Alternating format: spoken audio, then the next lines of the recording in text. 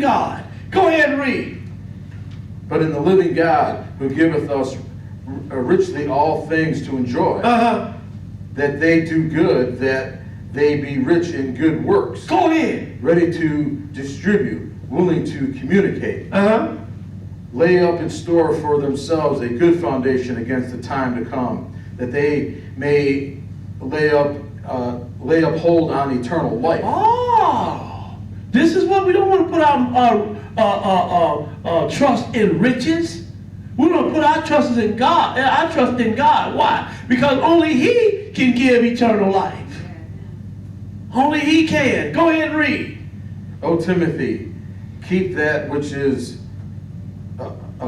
committed to thy trust, avoiding profane and vain babbling. You see that? He said, avoid profane and vain babbling, because that's what the brother was doing this week. Profane and vain babbling. Talking about the Egyptians were Arabs. But anyway, go ahead and read. And oppositions of science falsely so-called. They say in opposition of science falsely so-called, because you have some false science out here. Some false archaeology out here. So he said, avoid this. And I guess that's what I'm going to start doing. I'm going to have to take Paul on what he's saying. I'm going to have to start avoiding people like this. Amen. I mean, brother got all crazy in the head talking about threatening me and all of this. And I'm like, you don't threaten me because we reading the Bible? Well, I ain't that type of preacher that go down like that now. Amen. But anyway, go ahead and finish that, brother. What verse you at? 21. Which some professing have erred concerning the faith. Some have erred concerning the faith. Because some people get this stuff, start reading this Bible and stuff, and then they start reading other books. Then they start reading this other book. I mean, I know a brother like that. He come to me and he's like, Brother Rodney, I know you ain't talked to me in a while, man. He's like, man, I was almost gone. I was like, what you mean almost gone, brother, in Detroit? I was almost gone. He said, I started reading all these other books. He said, I was almost gone. Thank God the Lord saved me, man. Because I was almost gone. Reading all these other books. And so, this is my advice to you. When people start coming to you, talking all this crazy stuff, just avoid them. Just avoid them, because they don't know what they're talking about. And then they have you wondering, scratching your head, could that be true? Let me go back and read the Bible again. So he said, avoid them, which some profession have erred concerning the faith. Go ahead and finish that. Grace be with thee. Amen. Now, let's go to John the 3rd chapter. John the 3rd chapter. We're going to pick it up at verse 31. John 3 and 31. John 3 and 31. Because men go off on their own knowledge. And they just start thinking their own ways is right. They say, skip the Bible, what I think is right. And I'm going to write it down. Then they got 1,000 men after that believing that. Then you got another, they tell 1,000 people, then there you go. Just stick with the book. Amen. Stick with the book. John 3 and 31. Go ahead and read it. He that cometh from above is above all. He that is of earth is earthly. Go ahead. And speaketh of the earth. He that cometh from heaven is above all. He's what? Above all. So God, why do you think we still have this archaeology proof of the Bible? Because God is God over all.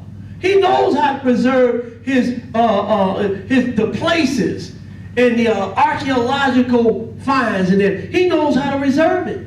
Just like Sodom and Gomorrah. You can go on your internet now and look at Sodom and Gomorrah in ashes.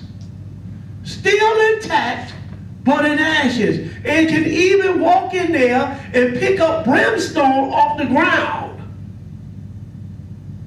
Because the Bible is true. Go ahead and read.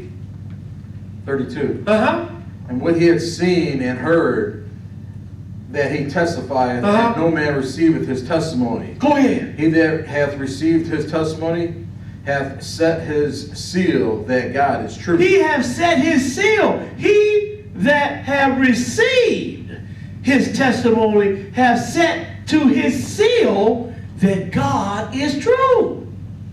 Because he is the God of Israel. He is true. And if you don't want to read the Bible and look at the Bible and see that and have faith in this God, then look at some archaeology that the Bible talks about and go look at it and see that did these things happen or not. See if you can find some of these places that the Bible speaks of. And that would be proof that the Bible is real and that the children of Israel exist even today. Let's go now. Let's go to Deuteronomy the 7th chapter. Deuteronomy 7. We just got a few more things here. Deuteronomy the 7th chapter. Man, when I start going on the internet and start reading history books and start seeing that men have excavated, don't you know that Jericho was excavated back in the 50s? Jericho even found the wall that fell. You know, it was black, like fire had hit it, just like the Bible describes. And Jericho is one of the oldest towns in the world. Now, we at Deuteronomy 7, and we're going to pick it up at verse 6. Deuteronomy 7 and 6. Go ahead and read it. For thou art a holy people unto the Lord thy God. He's talking to the children of Israel. He said, thou art holy people unto the Lord thy God. The Lord thy God hath chosen thee to be a special people unto himself. Now, did we have anything to do with that? We didn't have nothing to do with this. God chose our people. So if you got a problem with that, then you need to take it up with God. I don't think he's going to listen. Because he already told you in Jeremiah 31st chapter, as long as there's sun and the moon, as long as we got the sun and the moon, Israel is going to always be my people. Go ahead and read. What verse you at? 6. The Lord hath chosen thee to be a special people unto himself, above all people that are upon the face of the earth. Now God done this. He chose us to be above all the people of the earth. Go ahead.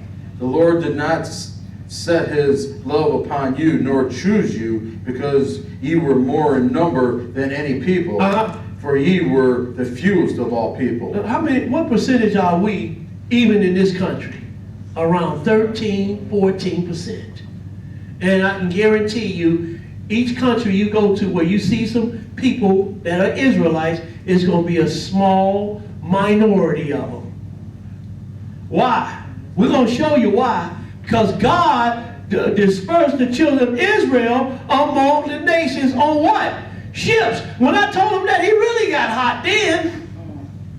He wasn't talking about Irish and all. I said, yeah, well, the problem is, the Irish, you got the wrong continent. The Irish are on the European continent. Israel was on the African continent. Israel was never on no African continent. I said, yes, it was. It was on the African, when they put the Suez Canal in there, that split, put them on the Asian continent. But before the Suez Canal, they were on the African continent. Oh, no, they never been on the... Oh, man, he was upset then. You know what? They don't want you to know that Israel was on the African continent because they got to rewrite history now. That's why they call it, like I said earlier, Middle East. No such thing as no Middle East. That term didn't come around until the 1800s by a British guy, a British admiral. He is the one who started that term. And then a naval guy here took upon himself and took that term here in America, and now you've been hearing this thing called Middle East now. No such thing. Middle East to what? Let's go now. Where we at, brother? 8. Go ahead and read it.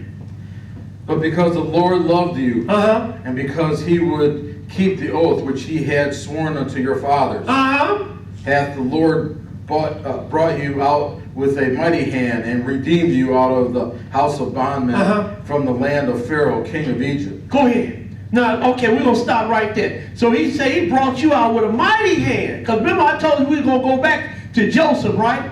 So we back in Egypt again. Let's go to Acts, the 7th chapter. Acts, the 7th chapter. We back in Egypt. Acts 7, and we're going to pick it up at verse 8. Acts 7 and verse 8. When you get it, go ahead and read it.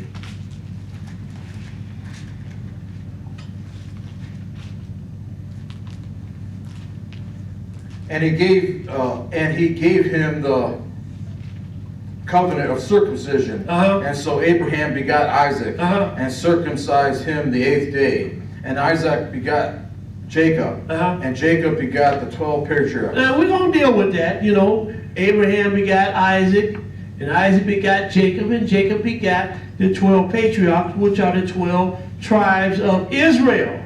And so, like I said, we're going to deal with that too. But go ahead and read. And the patriarchs moved with envy, sold Joseph into Egypt, but God was with him. Go ahead. And delivered him out of all his afflictions, and gave him favor and wisdom in the sight of Pharaoh, king of Egypt. And he made him governor over Egypt and all his house. Now, we saw that earlier, right? Go ahead and read. Now there came a dearth over all the land of Egypt. Now look, he said there came a dearth over all of that, a drought or a famine over all the land of Egypt. We read this earlier, right? 7 years of plenty, 7 years of famine, right? So now the writer over is just recanting the story, what happened with Joseph in Egypt. Go ahead and read. And Canaan and the great affliction, and our fathers found no substance. But when Jacob heard that there was corn in Egypt, he sent out our fathers first. Now, you know, because Jacob was like, hey man, why y'all sitting around? We're not going to sit here and starve to death. Y'all get on up and go on down to Egypt and get something to eat. But they left behind Joseph, youngest brother, Benjamin. But anyway, we're going to get to that story too. But go ahead and read. What verse you at? 13. And at the second time, Joseph was made known to his brethren, and Joseph's kindred was made known unto Pharaoh. Wait a minute. You mean his brothers didn't know who he was? Why? Because the Egyptians are black and the Israelites are black. So his own brothers didn't even recognize who he was. They thinking he's second in command in Egypt. We better do what this guy tell us to do. Verse 14, go ahead and read. I know people don't want to hear that, but that's the way it is. The original Egyptians were black, not Arab. The Israelites, we're still black, not Arab. Go ahead and read. Then sent Joseph and called his father Jacob to him, and all his kindred, 75 souls. So Jacob went down unto Egypt and died, he and our fathers, and were carried over unto Shechem, and laid him in the sepulchre that Abraham bought for a sum of money of the sons of Amor, the father of Shechem. Now, let's go now. So we're going to look at this now. So let's go to, because I want to show you something. Genesis, you finished that, right? Yes. Okay, we're going to Genesis 41. Genesis 41. And we're going to pick it up at 42, where we left off at. Genesis 41 and 42. We don't have long to go. Genesis 41 and 42. We're picking it up where we left off at. When you get it, brother, go ahead and read. And Pharaoh y'all saw these scriptures. Man, it's going to be a short lesson today. Somebody said, I ain't never seen a lesson this short.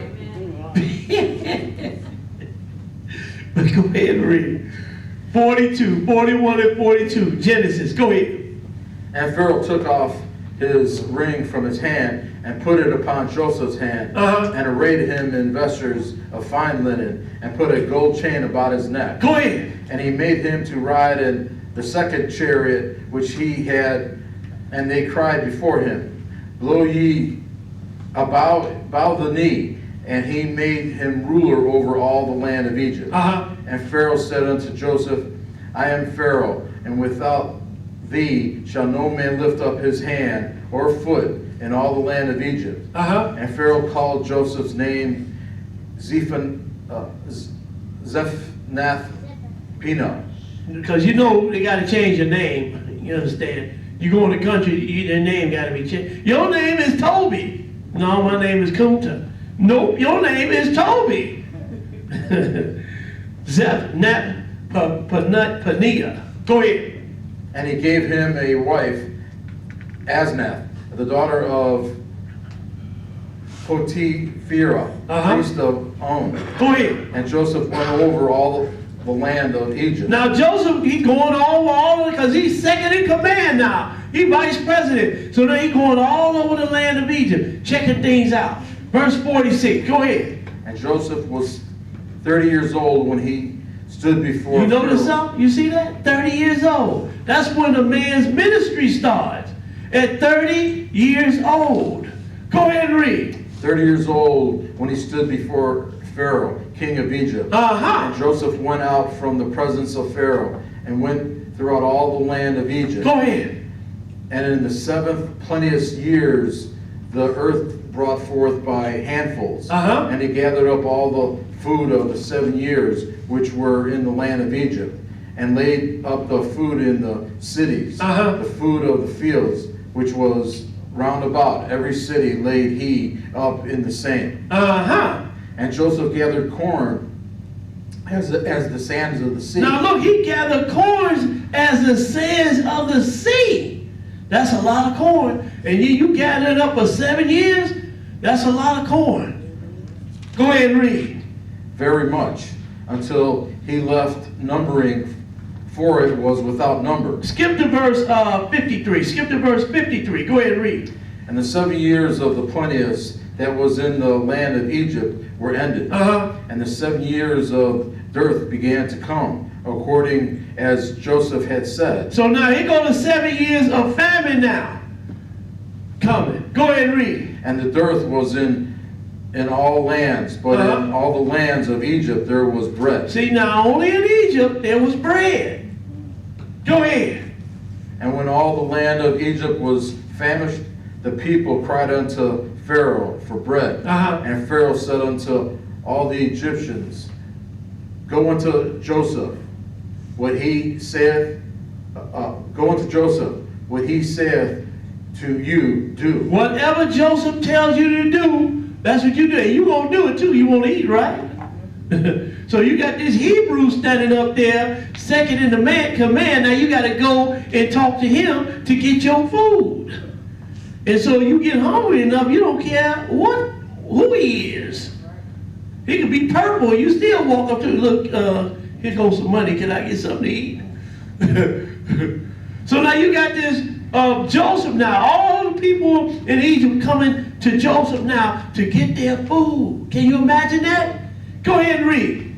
56. And the famine was over all the face of the earth. And the famine was all over all the face of the earth. But Egypt had food, right? Go ahead and read. And Joseph opened all the storehouses and sold unto the Egyptians. And the famine waxed sore in the land of Egypt. Go ahead. And all the countries came unto Egypt to Joseph for to buy corn, because that the famine was so sore in all the land. Now, we're going to show this video right here. Check this out.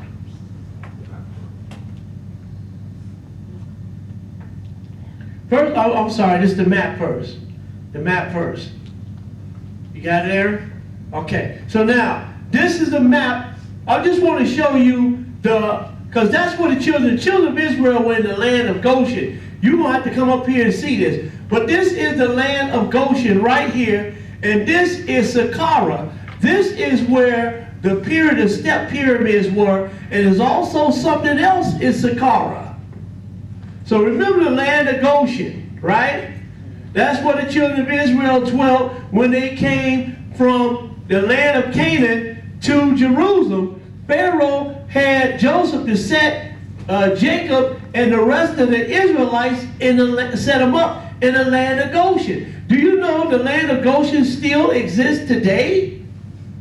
And it was not too far from this land called Saqqara.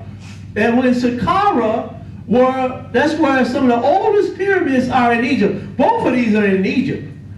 And so this is where some of the oldest pyramids are in Saqqara, and they are called the step pyramids. And one of the people that built the step pyramids, his name was Djoser. He was a pharaoh, Djoser. All right, so now let's show the video.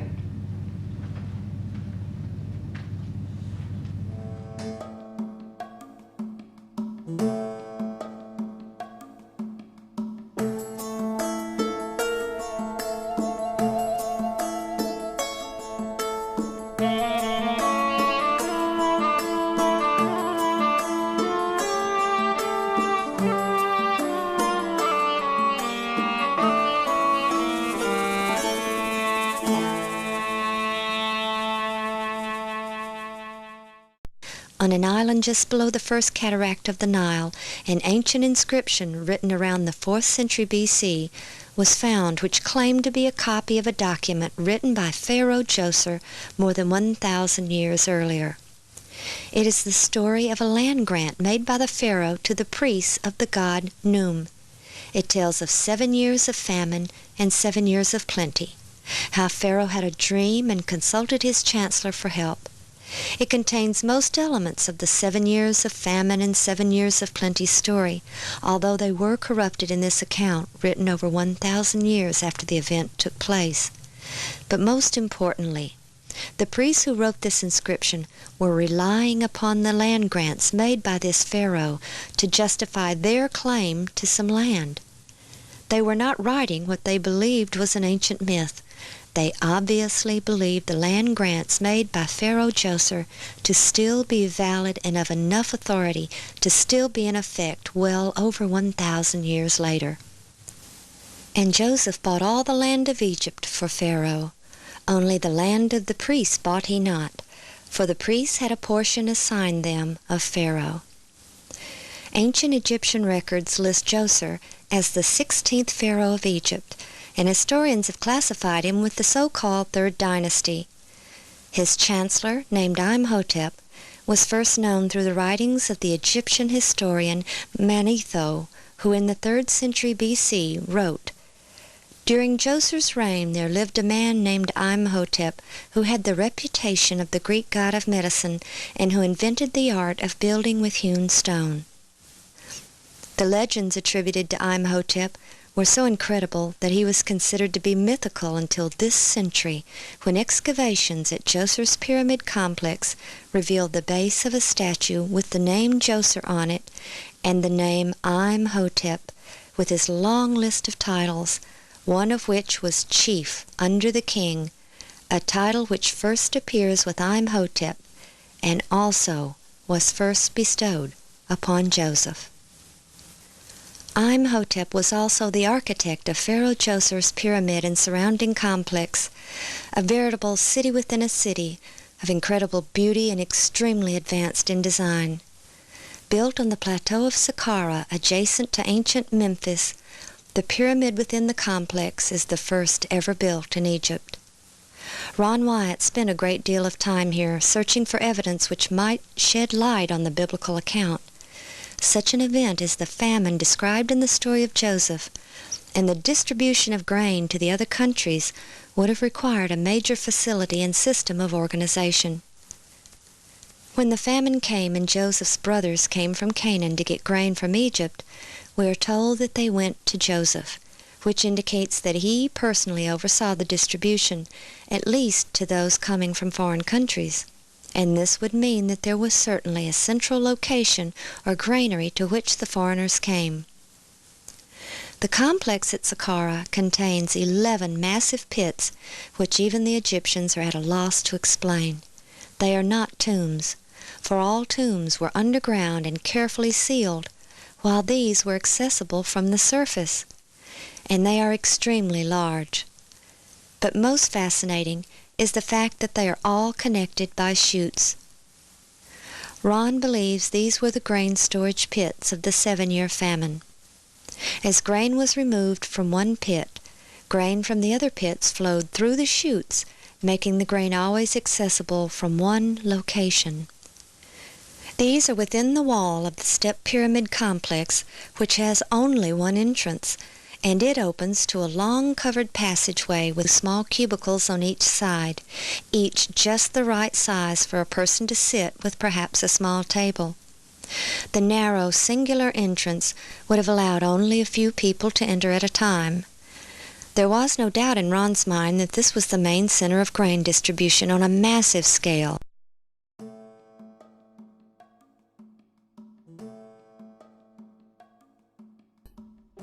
As people arrived to get their grain, they lined up to enter the long corridor. Inside, they paid one of the cashiers in one of the cubicles for the grain. After payment was made, perhaps they were given a sack for grain which reflected the amount of their payment. Then they proceeded through the corridor straight to the area of the grain bins.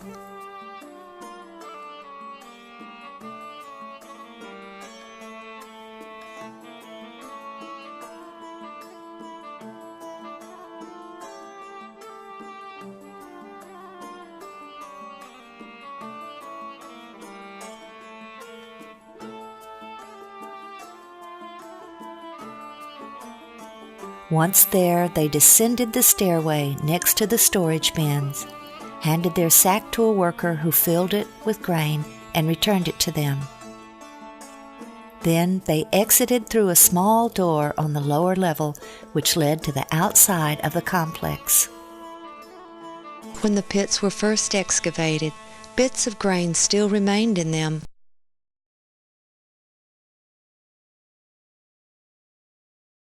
See that these grain pits, they're trying to say that Joseph is Imhotep. I don't know about that one.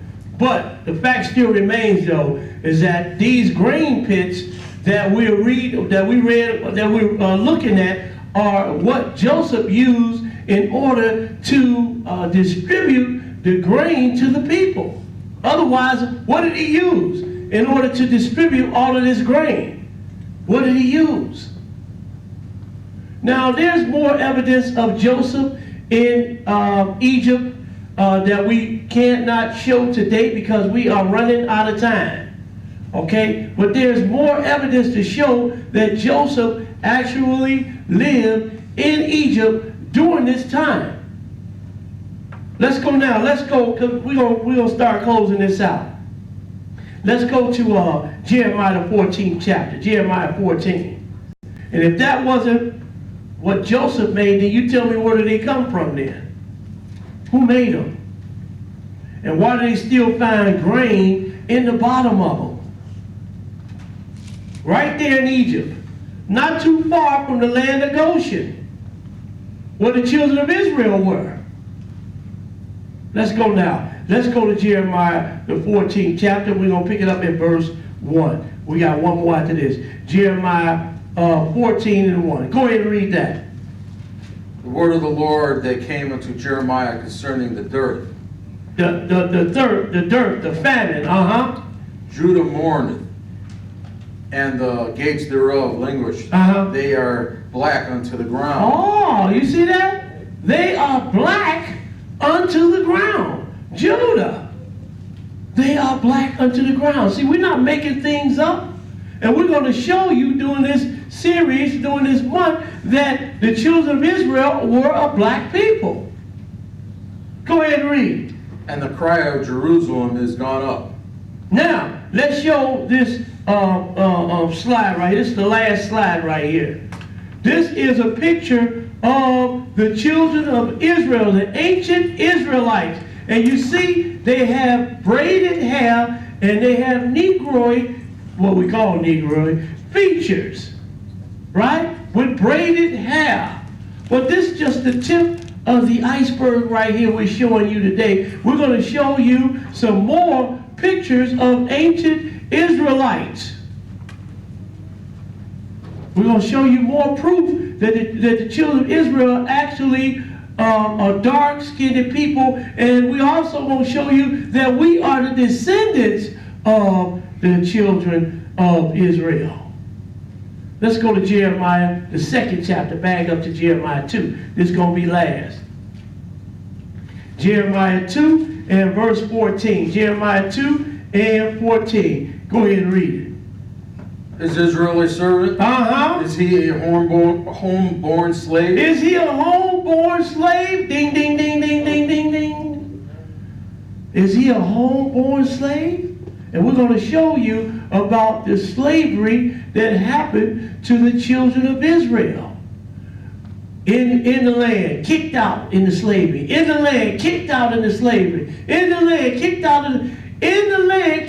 into slavery until the whole wide world. Finish that. Why is he spoiled? So now he asks the question, is Israel a homeborn slave? Why then is he spoiled? And so we're going to leave it right there. And I hope everybody got some understanding from this lesson. Black history, proof the Israelites exist. Thank you.